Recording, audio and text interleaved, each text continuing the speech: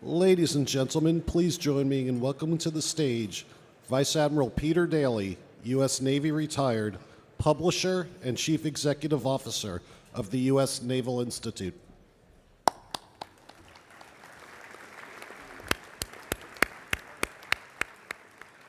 Thank you. We're heading towards the finish line here, and I would like to thank Lockheed Martin once again for sponsoring today's town hall with the Sea Service leaders.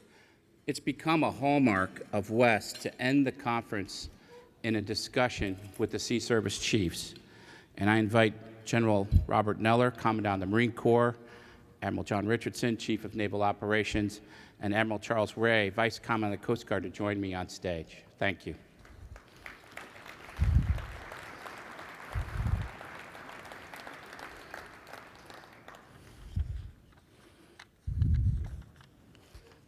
Sir, how are you? Good to see you. Good. All right, you got to sit over Charlie, here, Sam. Good to see you, Charlie. All right. Sam. All right. Okay.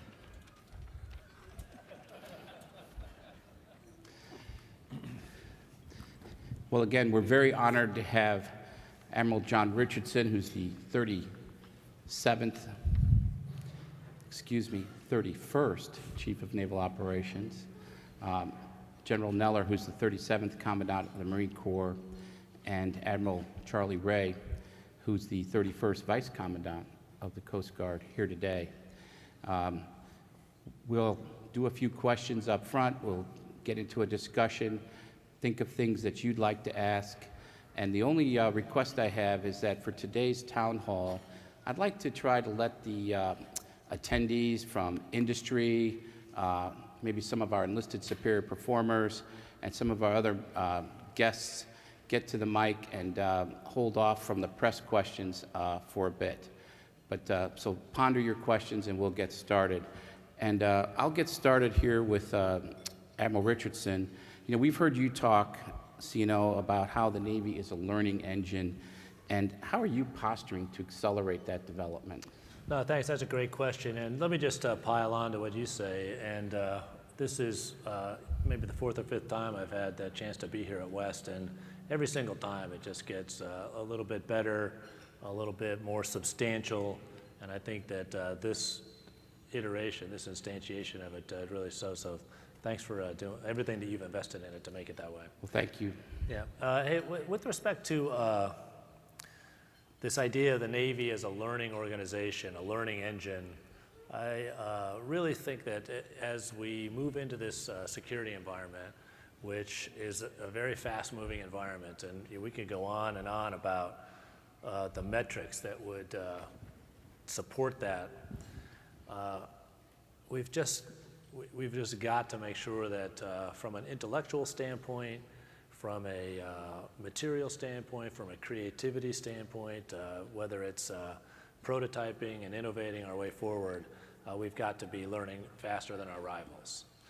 And so we've put a number of things in place, and we started talking about high-velocity learning in 2016, and we are sort of upping the game here in 2018 by putting in a number of things. So certainly if you think about how the Navy learns, well, we've got our schools, we've got the Naval Academy, the Naval Postgraduate School. I was up in Monterey on my way here. We've got the Naval War College up in Newport. The Marine Corps and the Coast Guard have their schools, so there's that. There's our training institutions. But there's also our war games. There's also our fleet exercises. There's also our fleet experiments. There's our analytical agenda. All of these things contribute to learning. And we've been trying to really get these gears to mesh for a number of years now, and everybody's been all in. But it is this idea of the problem to solve. And so it was when the National Defense Strategy made very clear that we've got this great power problem to solve. Boy, now it's really starting to run. The gears are coming together. The engine's starting to produce some power. And in fact, when you think about all of those elements across the Navy, a global Navy, we decided that we really need to put somebody in charge of that as the conductor of that global orchestra. And so we're going to stand up a 3-star position, the N7, the Director of Warfighter Development, and he's going to put it all together to make sure this all stays both coherent and focused on the problem we need to solve. Thank you. You know, one of the things you mentioned in the comparison to past Wests, and one of the things that really sticks out for me this year is there seems to be more clarity about who the adversary or potential adversary is, and the fact that time is precious. Yep. And so that makes a lot of sense. And for General Neller, I was going to ask you, you know, one of the things that's come up maybe the most during our discussions this week is information operations and operating in that environment. And the Marine Corps has taken some steps to take that on and organize for that. And I'd like to ask you about those efforts. Well, the domain of information, I mean, we used to talk about air, land, and sea, then we talked about space, talk about cyber, and then you have information. But information rides on space and cyber. So information has become weaponized, whether it's in phase 0 or phase 3. Your adversary can use information. Social media facilitates that. So Intel looks on information spaces, and not just information that we use to operate and to target and to maneuver, but information to shape the environment. So I think everybody's recognized that, and Marine Corps historically has been, and that includes the electromagnetic spectrum. So the Marine Corps has always been aggressive with radio battalions, electromagnetic spectrum, but I think we opened the aperture and we realized that we needed to increase the number of Marines in cyber, increase the number of Marines that are doing intel and targeting, Marines that were doing electronic warfare, and so those units all resided in the MEF, underneath the MEF headquarters group, but they were more of a custodial command. So we've operationalized the MEF headquarters group to make them the MEF information group, and added a number of people to that organization, which will help the MEF and the division, the wing, and the logistics group to operate in this domain, not just to do cyber protection, protect their networks, but to monitor information, to use information to facilitate operations. So, you know, at the end of the day, there's a way to be effective on the battlefield, not just kinetically. So you've got to tie it all together. We've always been a combined arms force. We've always used these other capabilities, and so I think now we've just expanded the aperture, and I think it's going to make us more effective on the modern battlefield, whether it be against somebody at the lower end, like the counterterrorism. I mean, the terrorists, ISIS has a huge information campaign, and you wonder, talk about the physical caliphate. How do you destroy something that's an idea and resides in the information domain? We understand the physical place, the geography, but how do you attack that information space? And so we're in a different place than we were 10, 15 years ago. And I think everybody in this room recognizes that, but we have to develop capabilities to compete in those areas, and that's what we're trying to do. Well, before I go to the Coast Guard, I wanted to fold back on one thing that I think is the intersection maybe of these two things that we've just talked about. You know, gosh, depending on who you talk to, it's the end of the Cold War, or maybe it's post 9/11. But we've been in a fairly permissive environment, and now with this clarity, this alacrity of the defense strategy, we know where we need to be at the high end. And it strikes me that our commanders out there and our commanding officers have had the luxury in some cases of only having to think in 1 or 2 or 3 domains when they've had for instance, if you're in Fallujah, the intensity on the ground was just that, but you had air superiority. And now you can't claim that. You've got to earn it. And there's the whole issue of getting to the fight.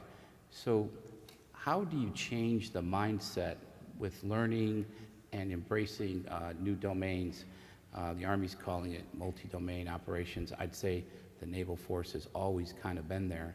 But how do you change the thinking of people to get them to integrate everything? Because it seems like that's hard to do, to turn that large ship. We got to put them in a situation where they're not comfortable. I mean, when was the last time a Marine infantryman looked up other than for a friendly airplane?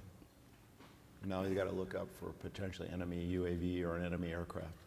So you got to put people, as we're trying to do in training, both live and in simulation, to force them to realize that the adversary is probably going to have long-range precision fires. The adversary is going to be able to GPS jam. The adversary's got the potential to take away your network. The adversary has an air force.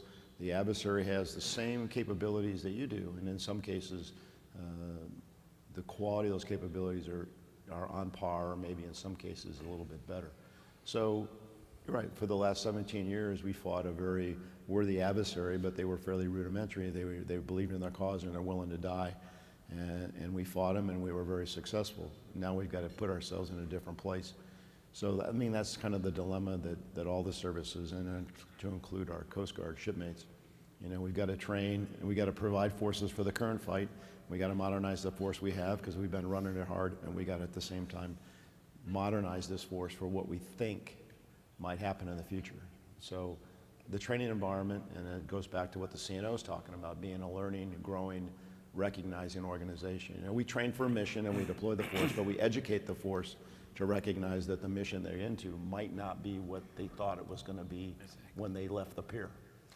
I'll tell you what, I couldn't agree more with what the Commandant said, is that you've got to take the team, if you will, to the stressful point, the breaking point almost. And there's a book, I think Trent Holm was here earlier, yes. And so this book, Learning War, that he wrote is a great one. And it talks about, the Navy is a learning organization all through the interwar period, but then when combat broke out in World War II, we still had a lot to learn. And there's a lot of similarities. Technology coming into the situation, and in terms of complexity, multi-domain thinking, these commanding officers that were trying to imagine and gain the upper hand in these engagements, many of them at night, using visual types of cues. It's a multi-dimensional chess game, and then you throw on radar. Right now, it's truly information overload. It exceeded the capacity of any single person to visualize everything. And so what did they do? Well, all people like over here, these high-performing junior folks, officer and enlisted, got together and invented CIC, right? And they invented the Combat Information Center on the fly to manage this information and then provide the commanding officer with a picture that they could use to win. We've got to get that type of creative innovation going, and it happens on board our ships, in our squadrons, et cetera, in our units, and then boils up, right? The best ideas happen there. But you got to get the war games and everything to get prototypically difficult to get to that stressful point where you crack open the creativity. And that's going to be, we talk about multi-domain, it's going to be multi-agency. And so this is where, in particular, partnering with the Coast Guard, Charlie, with your unique authorities, a lot of this is going to be law enforcement and things that we've got to partner together. And so the Coast Guard contribution to this maritime team is going to be huge. Thank you. So, Admiral Ray, one of the things that you've been out there on is the issue of readiness, the importance of just basic readiness of the force. Can you talk about how you view your current readiness and where you see yourself going in terms of your major requirements, things that may need more attention? Thanks for the question. I think without a doubt we've demonstrated in the past couple of years, if you just look at the hurricane season, our ability to surge and go to where we needed to be, the readiness that is a hallmark of our coasties. But readiness is fragile, and it's not anything you can take for granted. And so when the Commandant came in this past June, and he and I and the other senior leadership team, we kind of talked and gave ourselves a grade. And we've done pretty good at recapitalization of our 50-year-old assets. We've at least got a way ahead. National security cutters and offshore patrol cutters and other assets. And when we kind of graded ourselves, we said, we've really maybe not done as much as we should do when it comes to the most important part of readiness, and that's the coasties. That's the folks that you see out here and that we have all over. And so we are really focused on the kind of the accession, the recruiting, the accession, the training, the retention. None of those things can you take for granted. And so we are laser focused on we've got 3 or 4 lines of effort along that with regards to what's the rate we found, or the rate at which women coasties leave the service exceeds the rate of kind of the rest of the population. So we got to understand that, why that is, and adjust our policies and procedures accordingly, so, because that's just too valuable a workforce to lose. And we're trying to understand it in detail, our coasties, because they're the ones that are the center of gravity of our readiness. Now, we've also got, we need operations and maintenance money. There's the other part of this, the spare parts and the training facilities and all those other things that aren't directly related to a capital asset, but you got to have as enablers. And we quite frankly haven't had the benefit of the support in the last couple of years. As I look across the river, and I'm thankful the Department of Defense has got this emphasis on readiness, we're barely keeping up with inflation. And so that's a drum that we keep beating. So combination of just the funds it takes to build the infrastructure, the spares and other things, and then laser focus on the people that are the readiness. If you had to pick a couple things, knowing that we're to the left of the Pres Budge, which comes out, I think, on March 12th, but what are a couple things that are on your list that you would defend maybe with Congress and say, these are things that we can't trade away? Well, I think we're looking at our investment in training for our workforce, and we've kind of, quite frankly, we've squeezed that out as much as we can out of that while still remaining, viable with regards to preparing our young folks to do what they need to do. I was just up at Kodiak, Alaska yesterday, and I talked to our guys. We just got C-130Js and kind of talked to them about how we brought that airplane on, and as I listened to those folks, and they take a lot of pride in their availability and readiness, but I thought to myself, we could do a better job of preparing folks for the long haul with this. And so I think training for operational fields that we're doing, there's no doubt in my mind we need to do better investing to kind of move that forward. And then I think the enablers behind that with regards to our family support and making it, I got up to Kodiak, it was blowing 50 knots down the runway yesterday when we landed. And that was sporty, but it was interesting, and I go there and I couldn't help but remark on the resilience of our folks there. They're still taking their kids out for walks. They're walking the dog, and that's what lives. Any other place they would name that a storm, and they just called it Thursday in Kodiak. So my point is I've got to honor the resilience of those people and make sure we take care of the folks that are on the pointy end. The Norwegians say there's no such thing as bad weather, it's just bad clothes. That's right. Exactly. Well, on the DoD side, of course, I always think of this in terms of the framework of Secretary Mattis's memo from a few years ago, where he said, we've got to fix readiness, then move on to lethality and improved capability. But readiness is always there, and I was going to throw this over to the CNO and the Commandant to talk about what your view of readiness and things that you either think you have momentum on that you have to preserve, or something that's on your list. Yeah, I'll tell you, and the Commandant can provide his own perspective, but I think that there's no doubt that we do have some momentum with respect to recovering readiness, and the metrics of that are all around us, really. And so one of the challenges is just sort of conveying and talking about readiness in tangible terms that get people excited and focused. But I'll tell you, starting in 17, we got some extra money at the end of 17 to get moving on readiness. I think we all benefited from that. 18 was a good story, and 19 even better, a good story and on time. And boy, that type of consistent, predictable, adequate funding, there's just no substitute for that in terms of building and maintaining momentum in a program. And I'll tell you, the Navy in particular, we're kind of a capital-intensive force. You start to do big things with warships, lots of readiness, maintenance. That whole industry thrives on reducing risk by being predictable, right? And so that's, that part is coming into a better place. Our training and certification, we're out there steaming more, flying more, and all of that helps readiness. It also has a bit of a reflection in that it starts to improve retention.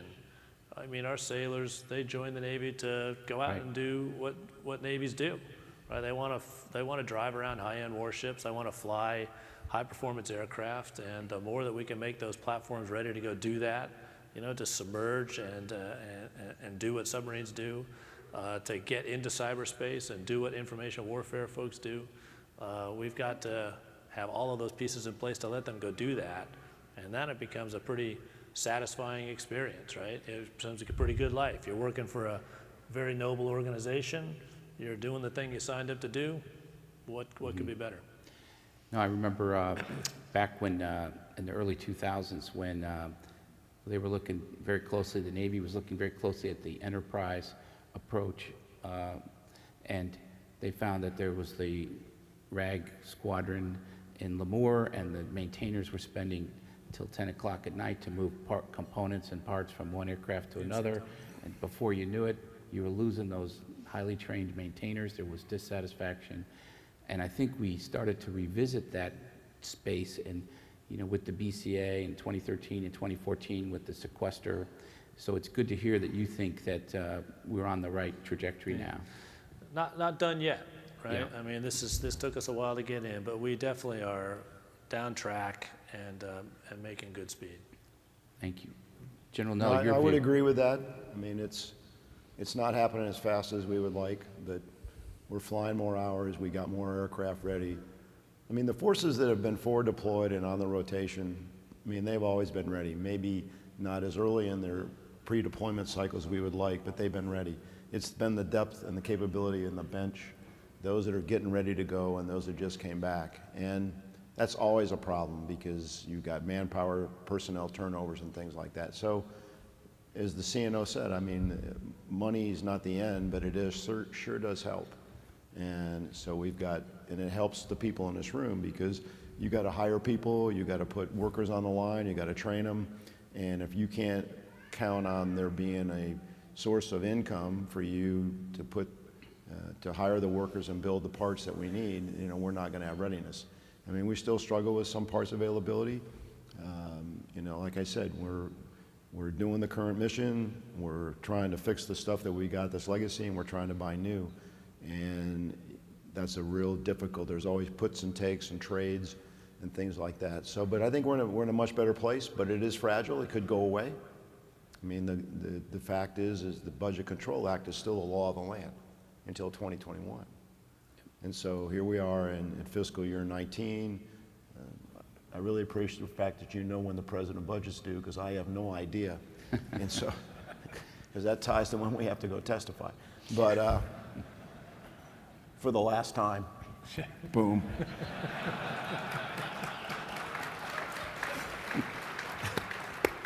And, but so we'll go through this year. We got the money. We're going to make good use of the money. Hopefully have a budget on time in 20. But there's going to have to be an agreement because the Budget Control Act is still a law. And as bad as that sounds, there is, if we can't get agreement on a budget or on a continuing resolution, the default is the BCA. And that would be not a good place for us to go. It would be a bad place. So I'm confident that Congress knows that, the administration knows that, certainly the Department of Defense knows that, and the Service Secretary. So everybody's going to work to try to have that happen. In the meantime, you're going to get the best Marine Corps, Coast Guard, and Navy that we get funding to provide. And I agree with the Vice. I mean, I think we can take our people for granted. The people are down there working hard to keep the airplanes flying or the trucks running, or out there. I was up at Bridgeport, about 6 foot of snow, and the Marines are out there snowshoeing around, and and they're like, learning to be miserable. It's a wonderful thing. And there's probably some people in this room say, well, you don't have to train to be miserable. You are absolutely incorrect. You have to learn what it's like to be in that environment and what it is to be cold and to spend the night out there when it's minus 18 because you'll find out who the players are. And so all this comes together to give you a ready force. And so we are making progress, but you can't take it for granted. Absolutely.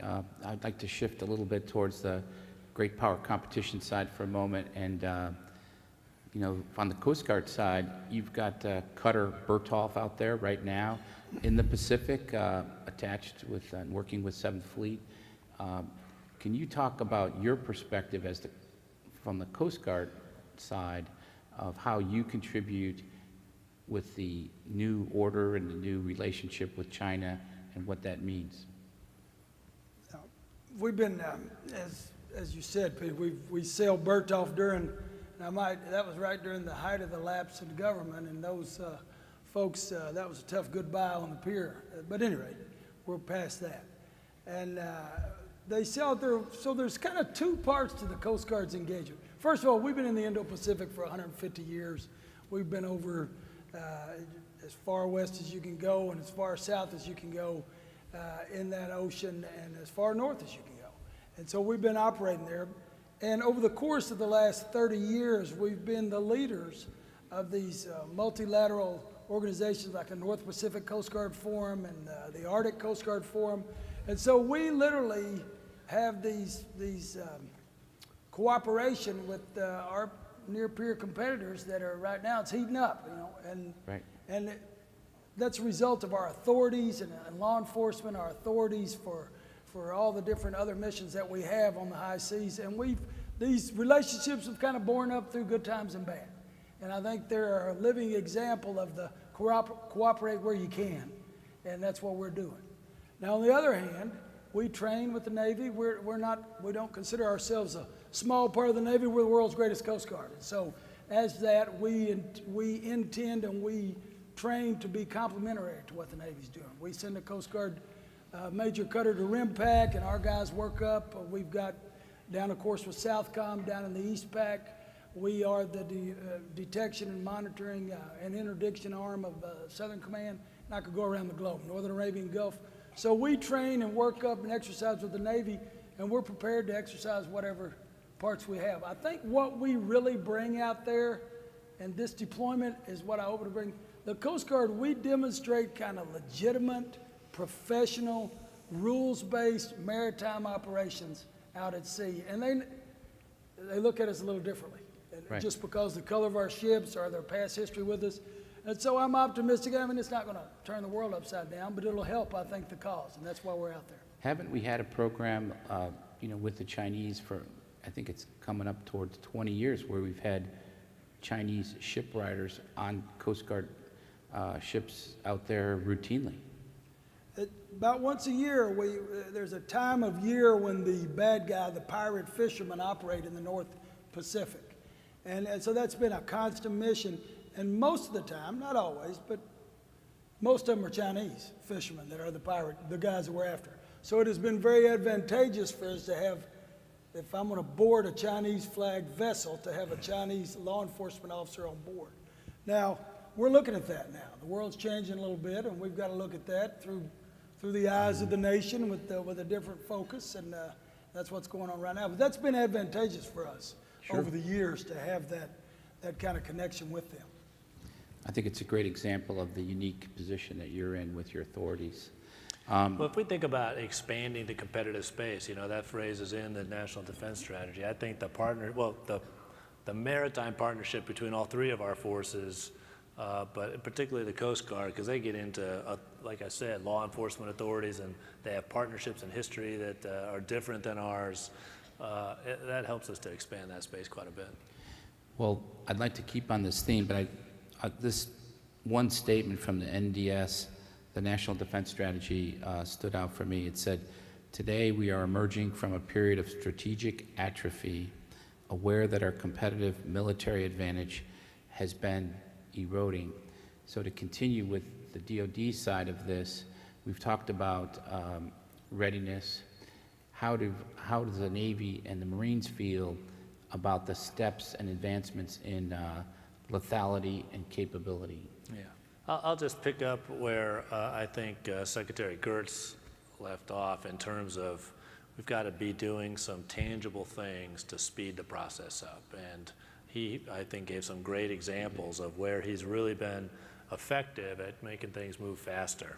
And a lot of that's just been through his personal energy, moving things almost, by the force of his personality to go forward. And we were talking a little bit about this at our table.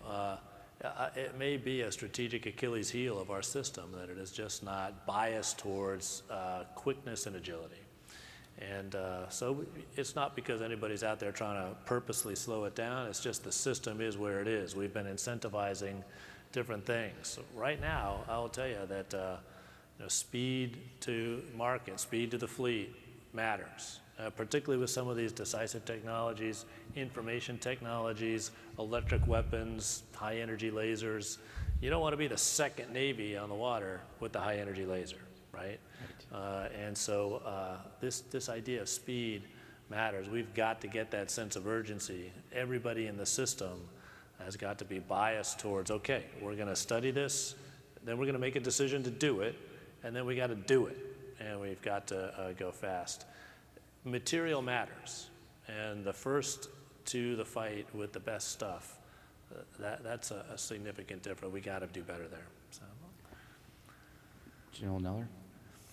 Well, the strategy tells the naval force, to focus in a geographical area against a particular competitor. I mean, and they publish a program. They say, here's the players I got on my team, and here's the stuff they got, and they read ours, and they know what we got, and you start to look at it, and you go, hey, I got to improve my game in these areas. And as the CNO said, you can't do that fast enough. So nobody's looking for a fight. In fact, I think we'd be in the best position not to have a fight if both sides thought that it was not worth their cost to take on the other one. And so deterrence is our #1 mission. But whether it's long-range precision strike, whether it's better information network defense, whether it's protected mobility, whether it's integrated logistics, or the movement of logistics, whether it's air defense or missile defense, whether it's the different weapons, whether it be laser, directed energy, I mean, all the stuff that's working and that everybody else is working. Mm-hmm. But we got to compete. So we got to be there. I mean, in the strategy, they talk about 4 types of forces: the contact force, the blunt force, the surge force, and then the homeland defense. Okay, and we're all in the contact force. I mean, your naval force is your force that's out there every day in the contact zone, ready to take contact. And you got to have the ability to absorb that contact and deliver a blowback if you have to. Or you have to have enough capabilities to make the other guy think, it's not worth it, because if I do, I'm going to get back more than I'm going to give. So we're trying to increase those capabilities of all platforms and all Marine forces.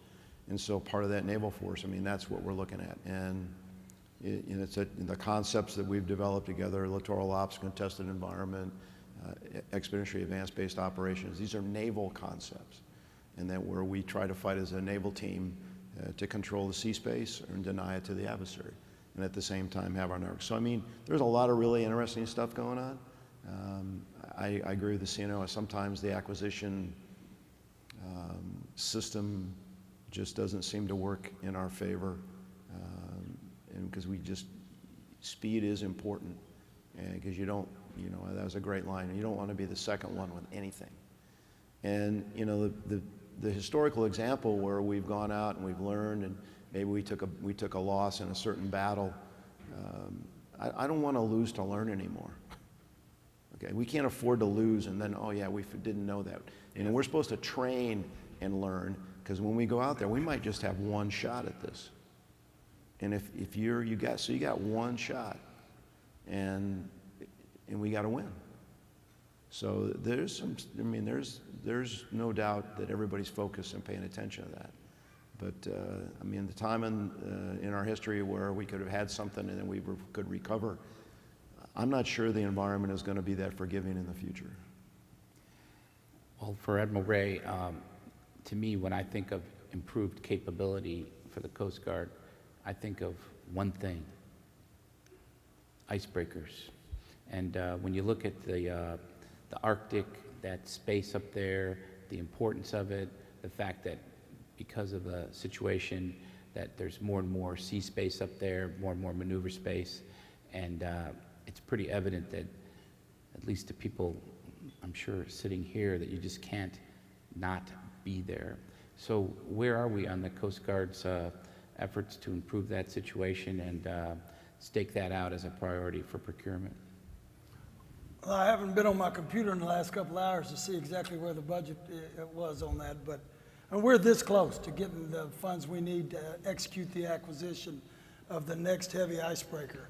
The first heavy icebreaker, we haven't built one in 50 years, our nation has.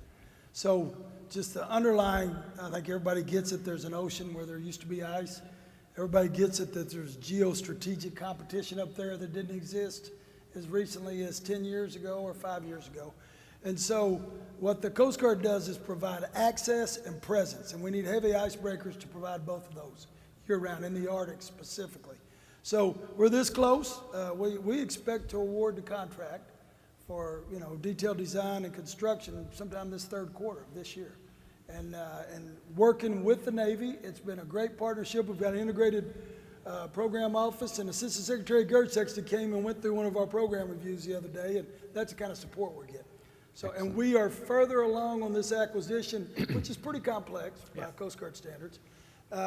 We are further along on this than we would ever be were it not for the cooperation with the Navy.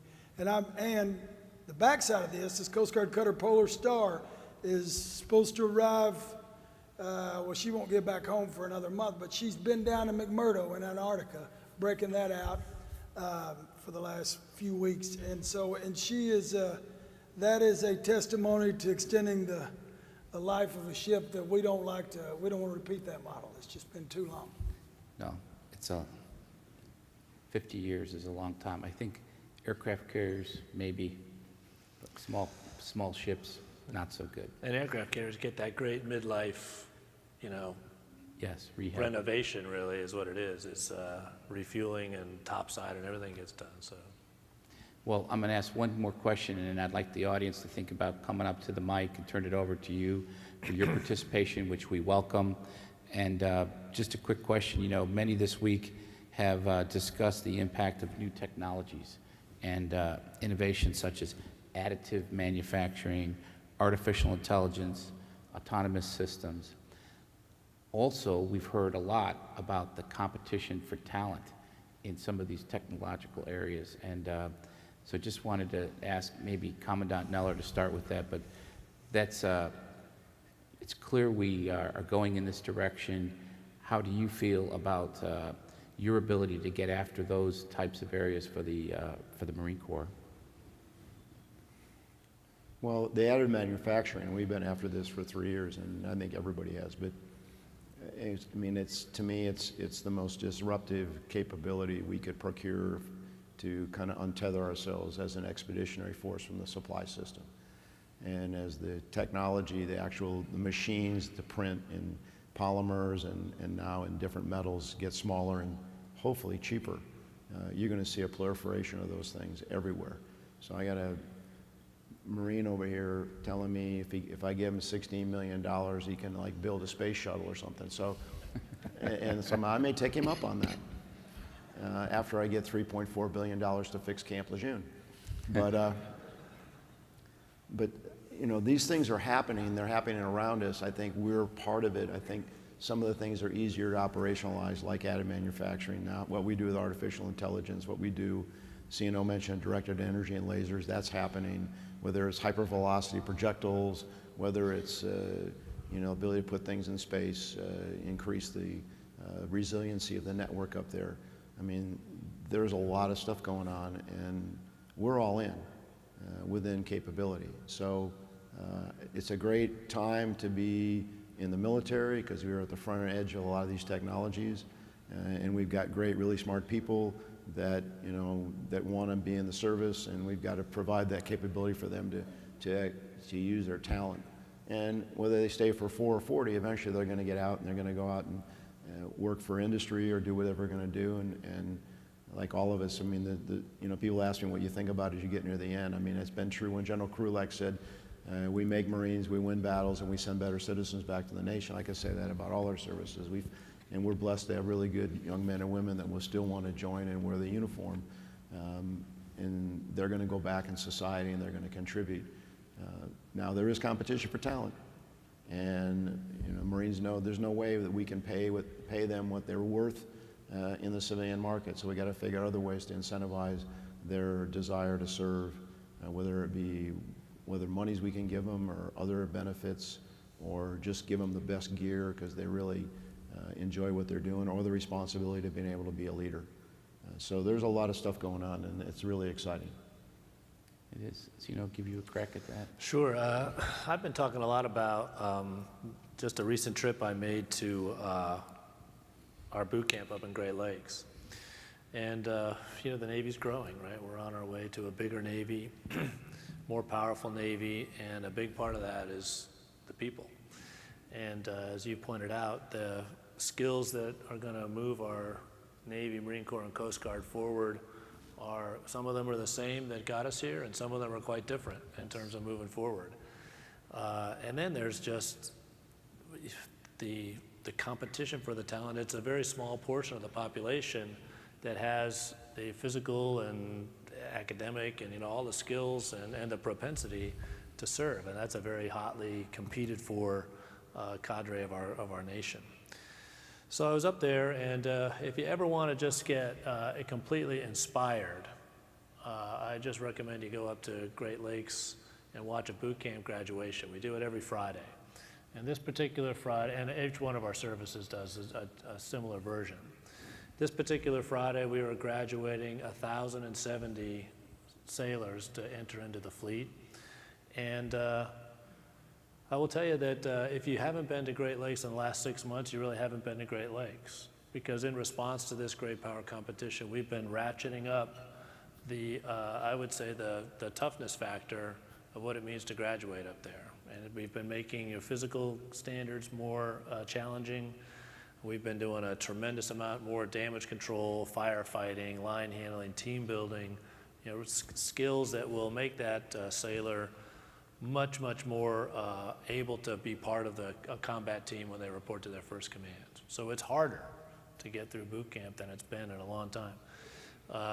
And in response to that, our recruits are graduating in higher percentages. There's less attrition than there has been. The retentions is going up.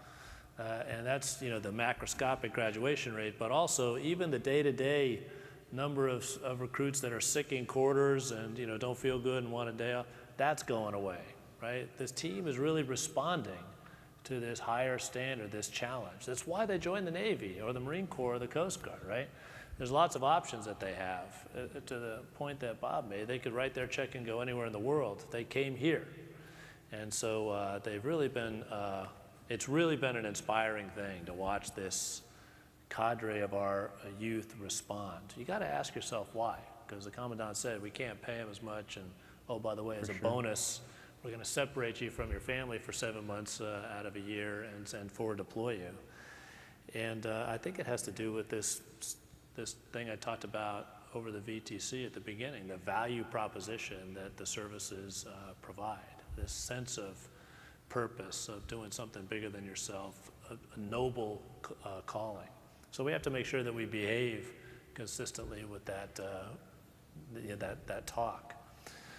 So fast forward, we get through the graduation ceremony. I get a chance to meet the honor graduate, the #1 graduate of boot camp that year. She had scored the top scores and everything and graduated #1. And I was meeting this young lady from Austin, Texas, and her family was there. And I said, hey, well, tell me a little bit about yourself. And she said, well, I'm from Austin, and I went to school down there. I said, oh, good. Did you get an associate's degree or something? Did you finish your degree? She's like, yeah, actually I did. I finished with a double major from UT in physics and chemistry. I said, really? Why are you here? Wow. And so this is an indication of the talent that we are getting. It's a privilege to be able to just be part of that team, never mind the extra privilege to lead that team. And so we really owe it to them to do everything we can to honor that commitment. Thanks. From the Coast Guard side, do you feel you're getting the kind of workforce you need to leverage this technology and to attract and retain them for the future? We're absolutely attracting them. I think the Coast Guard mission sets attract some of the brightest young women and men in the nation. We always have, and that's just a benefit, I think, of our separate mission sets. So we've got something for everybody, and the cyber realm is no exception. But going back to what we said before, the retention of these folks is, now there's a group of people, if we provide them, I'm sure, money's not a motivator for any of the guys that join our service. Because of what they're allowed to do, the contributions they can make, I'm talking about cyber in general. I've just got to make sure that I continually provide them the training and the exposure so that they're not getting stale. If they feel like they're getting stale, they'll leave me. And so I've got to keep them on board. And you can say that about any of our specialties, but it's especially true with some of the higher end stuff. Okay, I think we can open it up now. We have a person standing by. Please, only thing we ask is you tell us who you are and ask a question. Thanks, Admiral. Thanks, General, for being here. Thanks for making West a priority. We know your schedules are too blocked. My name's Kurt Hamill. I have a question about industry mobilization for wartime. In World War II, arguably one of the key factors in our victory in World War II was because we were able to mobilize industry, and the industry was able to turn out ships and tanks, et cetera, in proper time. I now work, I'm retired SWO. I now work for Esri. It's a software company. Our software is going out on ships and submarines and NavSpec war today. My question is about the information war that's already started. Arguably, the first salvos have already been fired, right? Russia, China, North Korea, Iran, non-state actors have already fired those first salvos in the information war. So my question is about us here in the information industry. Are we now on a wartime footing? Or have we been moved up to a wartime footing? What does a wartime footing look like from your perspectives for the information industry? I don't think the salvos have been fired. I think they're firing. Okay, we're at war right now in cyberspace. We've been at war for maybe a decade. And if General Nakasone were here, or Major General Glavy from R4 Cyber, they would tell you that they're pouring boiling oil over the castle walls every day because people are trying to get inside. And so the ability, whether it's your administrative network or your tactical networks, your secure networks, I think we all got to recognize that there's people out there with various motivations and representing various groups, maybe nation states, maybe organizations or whatever, that are trying to get inside your networks, and they're trying to compromise your data. So I think if you're asking me if I think we're at war, I say yes. And it's not just the uniformed people in here, it's all of you too, because you got intellectual property that needs to be protected. And we all got to do a better job. We don't need to give anybody out there any more of an advantage than they may have already gained. And I'll just leave it at that. So, I am not a cyber person. I'm not a programmer. I don't write code. I'm an operations guy, but I'm watching enough of this stuff to understand, pay attention that this is, the war could end before it begins. If you lose your ability to navigate, your ability to do position, navigation, and timing, your ability to deliver precision munitions, if you're denied that capability, you're hugely disadvantaged. So to me, and I've said this before, whoever can defend their network or bring it back in the fastest manner, because it's going to get attacked and it's going to get degraded, whoever can defend and be more resilient than the other person, they're probably going to win. Yeah, I'll just pick up where the Commandant left off, is that I couldn't agree with him more that information, that's contested space now, right? And the competition, the conflict is on there, the contest. So how do you organize for that? And so you're a surface warfare officer, and probably when you joined the Navy, there was kind of 3 warfighting domains that we talked about in the Navy. Subsets of the maritime domain. You had undersea, surface, and air, right? Well, and they had community leaders and they had warfare development centers, and they had a process to bring people in and make them surface warriors, aviators, you name it. There's a fourth pillar now, and it's information warfare. And if you look at the structure of that in the Navy, it has all of the structure of our traditional warfighting domains. So there's a 3-star type commander at the head of the information force. There's a 3-star on my staff. There's an operational arm in 10th Fleet, and Vice Admiral White is there, competing and contesting in this space. And so, and then with respect to what the Commandant said in terms of building systems that are designed to compete and win in this space, some of that is being resilient to attack, some of that is being able to conduct an attack. And so folks like Admiral Becker at SPAWAR, who's in the room somewhere, and there he is right here, and other folks are designing these systems to be superior in this space as well. I'll tell you, it's very fast moving, right? And so you've got to, if there's a place where agility is more appropriate than anywhere else, it's in information space. But I think we're organized and resourced to get after it.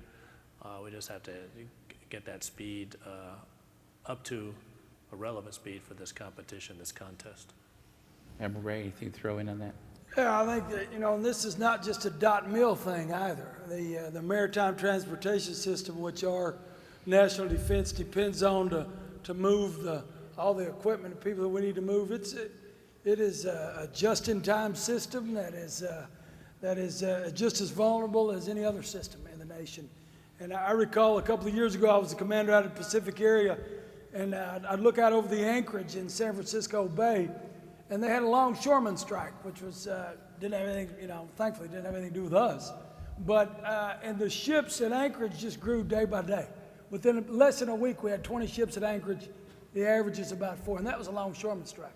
And then you think of a malicious attack on the information systems that control that transportation. That's something we really got to get our hands around. I mean, we're working it. The Department of Homeland Security is working it, and other agencies, but that is just a half a step behind our military considerations. Agree, and just for all three of you, because I've had the advantage of being here for 2.5 days and listening, another piece of this is the fact that industry, a large part of our audience is industry, needs to deliver you systems that can be secure. Yeah. And that's been a big theme that we've heard throughout. And please secure your own systems. Amen. Thanks.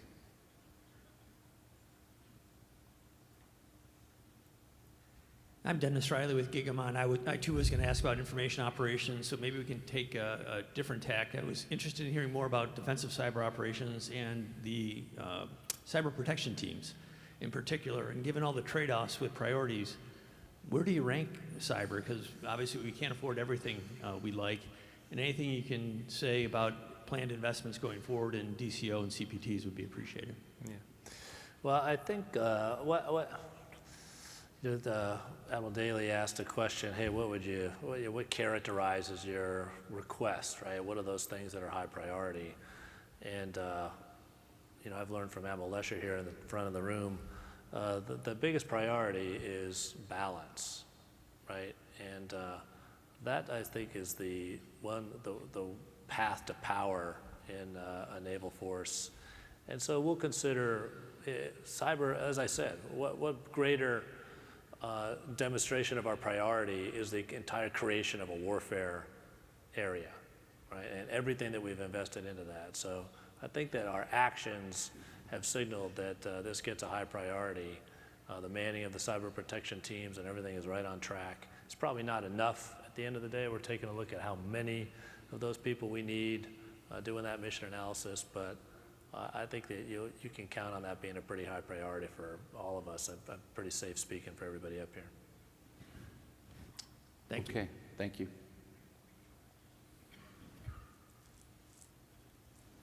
Afternoon, General and Admirals. Nice to meet you. It's an honor to be able to be here and hear you speak. So Kurt Danis, I work for a sub-unified command under Strategic Command, and some of the thoughts that I was thinking about is Joint Pub 3 TAC 12, cyber operations, talks about 3 lines of effort. So DODIN, OCO, and DCO. And so some of those things deal with some of the titles, Title 10, Title 50, things like that. And so I was kind of wondering about those kind of things because I'm seeing an article in Proceedings by a young lieutenant, academy grad, MIT, and he's concerned about getting on the keyboard and trying to, you know, do these things, and I'm thinking, oh my gosh, we need these officers to really be at the strategic level and not so much at the technical or technical level. So Can I take you on right there? yes, sir. He's a lieutenant, right? He is. I need him to be pretty tactically skilled, right? In time, we'll take that lieutenant and make him a strategist. Right now, I need that lieutenant to be able to fly his aircraft better than any other naval aviator in the planet. I need him to be able to drive his ship better than any ship driver on the planet.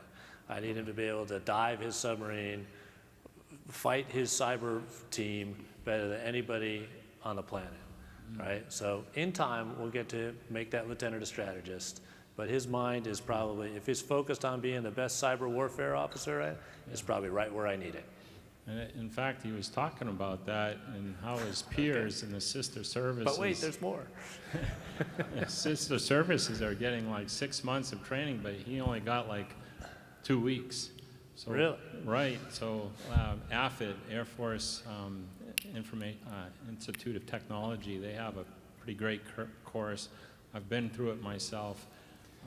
So I'm wondering how the Navy is going to prepare their officers at the technical or tactical level. So, you know, I can get you that article so you could take a look. Such a prestigious publication as the Naval Institute Proceedings. If they're publishing it, I better pay close attention, so I'll get right on that. All right, we'll take a look. Thanks.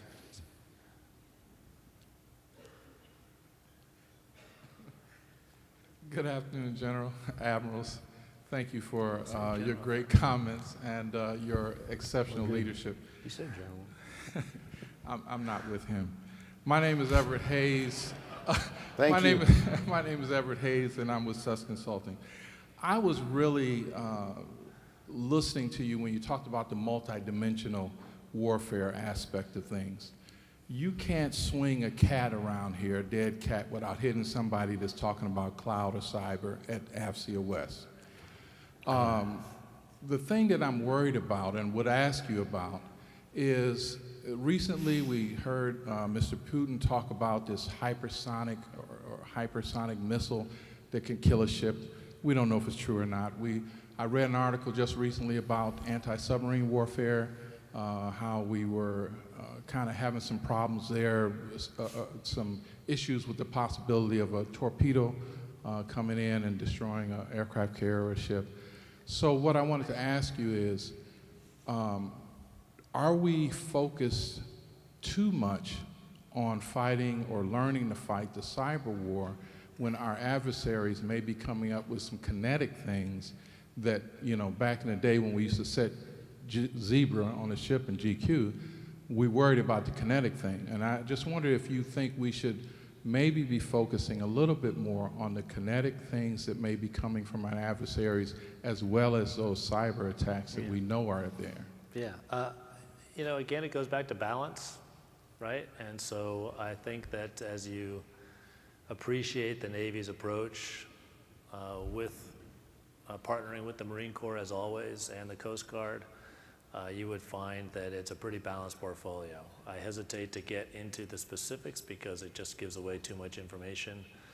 But with respect to those systems that you talked about, I'm confident that we're paying the appropriate amount of attention to the balanced portfolio of kinetic and non-kinetic effects.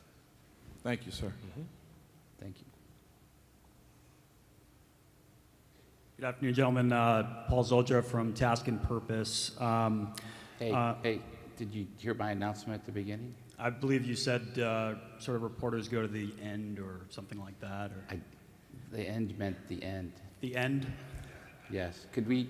Can I just be Paul Zolger a guy? Because I think the question is No, relevant. I to- really would like to make sure, is the next gentleman in line an attendee? I just want to make sure, I'm trying to get to the audience first.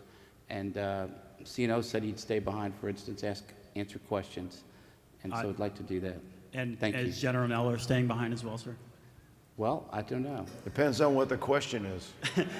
But, It's but about- we can't, it's but you about- can't ask it, so yeah, I'll It's stick about the around. theme of great power competition. It's part of the conference. I'm just asking about basically what the training is for great power competition and what the services are specifically doing to train to that effect. Are Marines and sailors actually training for GPS-denied environments, uncontested airspace, and that kind of thing? I look forward to answering that question after the session. Thank you, sir.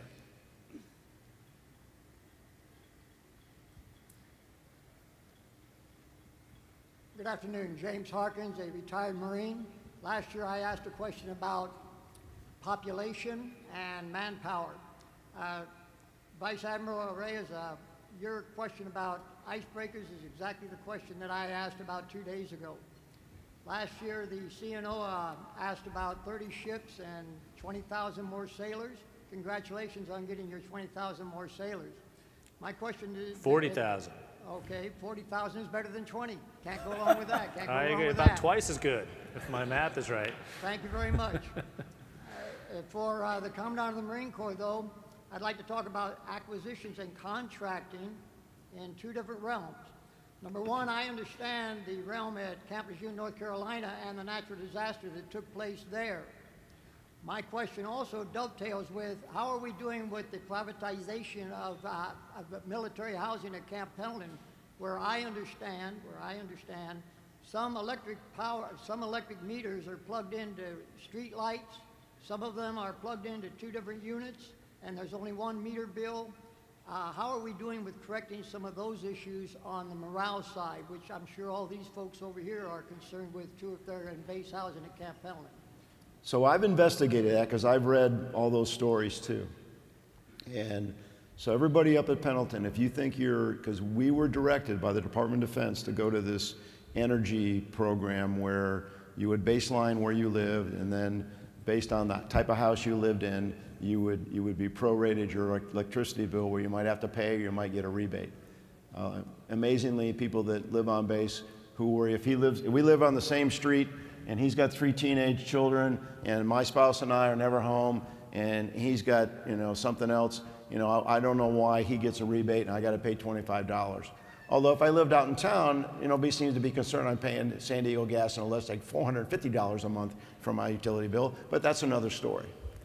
So people have been told that if they think there's something wrong with their utility bill, that they can have the housing people come out and they can do an energy survey to determine if they are getting, being billed when they shouldn't be getting billed. There's one particular housing area where this has been more, the concern has been greater than others. And, we've gone with the vendor and we've asked them to check it. And I'm still, there's still some concern about that. But whenever I hear about it, I go up and we try to investigate it, and we get the base commander to go up there and look at it. Other areas, it's not a concern. Although I will tell you, everybody's monitoring their utility bill because, they don't want to have to pay. About 1/3 get money back, about 1/3, they get nothing, and about 1/3 get a rebate. So most of it's tied to your legitimate usage, but there's a couple areas that we're still watching because we're hearing, but I can't prove the fact that maybe our houses were not all on independent meters, which is what we want. Thank you very much. I appreciate that. Good afternoon. My name is Mike Mann. I'm a retired surface warfare officer. So one of the major lessons learned that came out of Desert Storm, or the corrective actions that came out of Desert Storm, was the establishment of JIFCOM to improve our joint warfighting capability. We all know we fight jointly today, and we clearly dominate the battlefield in CENTCOM AOR. But that's not a near-peer competitor kind of fight. And my question is, are we organized today to bring together the entire joint force to be ready for that fight? And do we need some organizational changes to improve our warfighting capability to deal with that threat? You're talking about CENTCOM or anyone? Do we need JIFCOM back is essentially... Yeah, I think it's kind of the root of the question. I'll tell you, it's a more global and integrated fight, and I think we are making some adjustments so that we've got a more global integrated approach to that. And some of those might be organizational, some of those are sort of conceptual and command and control types of changes.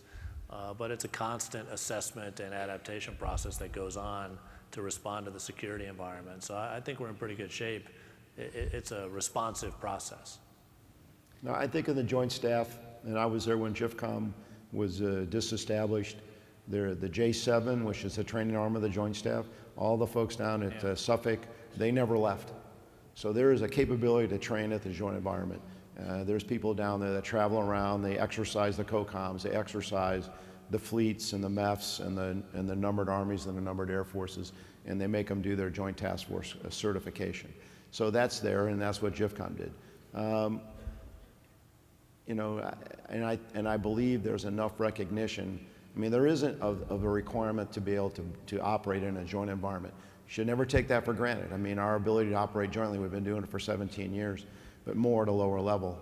But, you know, it takes constant practice. But there isn't a naval force that doesn't leave the east or west coast of the United States that doesn't, as they sail across their respective oceans, and that are not doing operational training, working with the Air Force, doing, you know, restricted emissions or turning off their networks and doing stuff. So we're, you know, the point about fighting a peer competitor, you know, we're totally focused on that every day and everything that we do, whether it's training at 29 Palms, whether it's training as we sail across the ocean.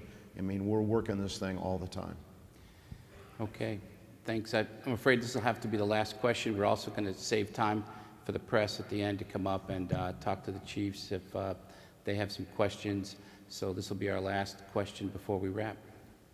Good afternoon, sir. I'm Lieutenant Commander Raja. I'm from the US Naval War College, and I'm so honored to be here along with my class of 2019 with staff, and I'm from India. I have a question with a background. Today I was fortunate enough to go and witness the cutting-edge technologies in weapons and sensors, and it was exhilarating. However, yesterday there was a cowardly terrorist attack on security personnel in India, and about 44 people died and still counting.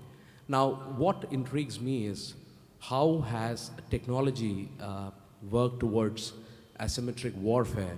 Because we understand that our enemy, when he doesn't equal us technologically, he is going to go for less cost-effective and effective means to bring down billions of dollars of equipment and priceless lives of soldiers, airmen, and the security personnel.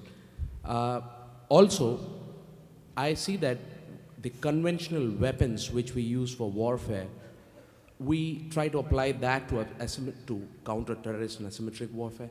So my two questions are, what is technology doing? Is there a drive to bring down asymmetric warfare or to do something? And if America is already self-sufficient in that, can't that be used as a tool to add fillip to the American diplomacy to other countries like mine or any other, most of the countries who are facing issues with the terrorists? So these are my questions, sir. Thank you. Is that your thesis? Not yet, sir, but I plan to do it once I go back. I think that we should get credit for your thesis if we answer this question. All right. Hey, well, listen, I think that particularly in information technologies, right, and the ability to find deep patterns in information and even isolate down to an individual and find out how any particular individual may be departing from what we might think a normal individual would do, that would highlight the need to pay attention. I think that those have tremendous potential to help us continue to compete in this type of battle. You're exactly right. Our enemies are studying us very closely, and they're not going to go to our point of strength. they're going to go to our point of vulnerability. And so we've just got to be paying attention to that spectrum and make sure we're also shoring up our capabilities in where we're vulnerable. And I'll say also that as we do this, the things that we can learn from our allies and partners is indispensable, right? And so you're going to have insights in India that I simply cannot get to in the United States, but by virtue of teaming together, sharing those insights as completely as possible, we're going to combine to develop the best possible sense of the environment as possible. So I think that allies and partners, and the perspectives they bring, the intelligence and information that they bring to this type of a fight is going to be indispensable to winning. Well, I'd like to thank Thank you. Admiral Richardson, General Neller, Admiral Ray for making time for us today. Their time is precious. We've got a book for each of you, Redefining the Modern Military, the Intersection of Profession and Ethics by Terrell Mayfield and Nathan Finney. It's a Naval Institute Press book with an AFCEA bookmark, but it doesn't come close. It's just a token to our gratitude to you all for giving us this time. So let's give them a big hand, please. All right, good to see you. Kodiak, that sounds good. Thanks, Bob.